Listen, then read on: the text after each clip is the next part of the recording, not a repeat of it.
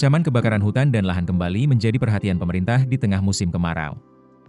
Menteri Koordinator Bidang Politik dan Keamanan Jamari Chaniago mengungkapkan, hingga saat ini luas hutan dan lahan yang terbakar di berbagai wilayah Indonesia telah mencapai lebih dari 107.000 hektar. Kebakaran tersebut terjadi ketika Indonesia masih menghadapi fenomena El Nino.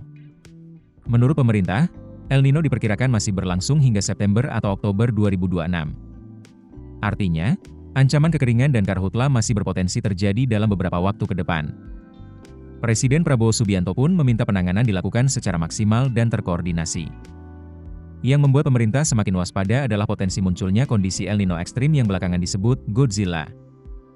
Istilah ini mencuat setelah Badan Riset dan Inovasi Nasional atau BRIN mengungkap potensi kombinasi El Nino Southern Acceleration atau ENSO positif dan Indian Ocean Dipole atau IOD positif. Kombinasi tersebut berpotensi memperparah dampak kekeringan di Indonesia. Dalam kondisi El Nino, pembentukan awan hujan dapat bergeser menjauh dari wilayah Indonesia. Akibatnya, curah hujan menurun drastis. Ketika kondisi semakin kering, risiko kekeringan meningkat. Dan pada saat yang sama, kondisi lahan yang kering juga membuat potensi kebakaran hutan dan lahan semakin besar. Pemerintah saat ini memantau sejumlah wilayah yang mengalami kebakaran. Menteri Sekretaris Negara Prasetyo Hadi mengatakan, titik api dalam jumlah besar antara lain berada di Kalimantan Barat dan Kalimantan Tengah. Sementara kebakaran yang cukup besar juga terjadi di Jawa Timur, khususnya kawasan Taman Nasional Bromo Tengger Semeru. Kondisi tersebut membuat pemerintah pusat terus berkoordinasi dengan pemerintah daerah dan berbagai instansi terkait. Tujuannya satu, mempercepat proses pemadaman dan mencegah api meluas. Berbagai langkah pun mulai dikerahkan. Mulai dari pemantauan titik api, operasi modifikasi cuaca atau OMC, hingga waterbombing. Pemerintah juga menyiapkan helikopter dan pesawat pemadam untuk membantu menangani kebakaran di sejumlah lokasi. Namun, operasi modifikasi cuaca tidak bisa dilakukan sembarangan. Prasetyo Hadi mengatakan pemerintah telah melakukan rapat bersama BMKG untuk menyiapkan operasi tersebut. Tetapi pelaksanaannya sangat bergantung pada kondisi teknis dan cuaca. Artinya, OMC tidak bisa diterapkan di seluruh wilayah secara bersamaan. Karena itu, pemerintah tetap mengandalkan pemantauan kondisi lapangan sekaligus memastikan kesiapan peralatan pemadam.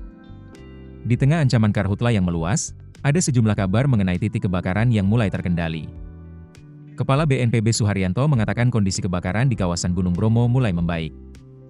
Dari sebelumnya terdapat 34 titik api, kini disebut hanya tersisa 2 titik. Pemerintah mengerahkan 3 helikopter untuk membantu proses pemadaman. Menurut Suharyanto, pengerahan helikopter tersebut membantu mengatasi sebagian besar titik api di kawasan Bromo. Sementara itu, Jamari Chaniago menyampaikan kebakaran di kawasan Gunung Gede Pangrango, Jawa Barat, telah selesai diatasi. Kebakaran di kawasan Gunung Rinjani juga disebut telah selesai ditangani pemerintah. Namun, pemerintah masih terus memantau wilayah-wilayah lain yang mengalami kebakaran. Di tengah kondisi yang sangat kering, pemerintah juga meminta masyarakat meningkatkan kewaspadaan. Prasetyo Hadi mengingatkan, percikan api kecil dalam kondisi cuaca yang sangat kering bisa berpotensi memicu kebakaran yang lebih besar. Karena itu, masyarakat diminta menghindari aktivitas yang berpotensi menimbulkan kebakaran yang tidak terkendali. Download aplikasi Kontan sekarang di App Store atau Play Store.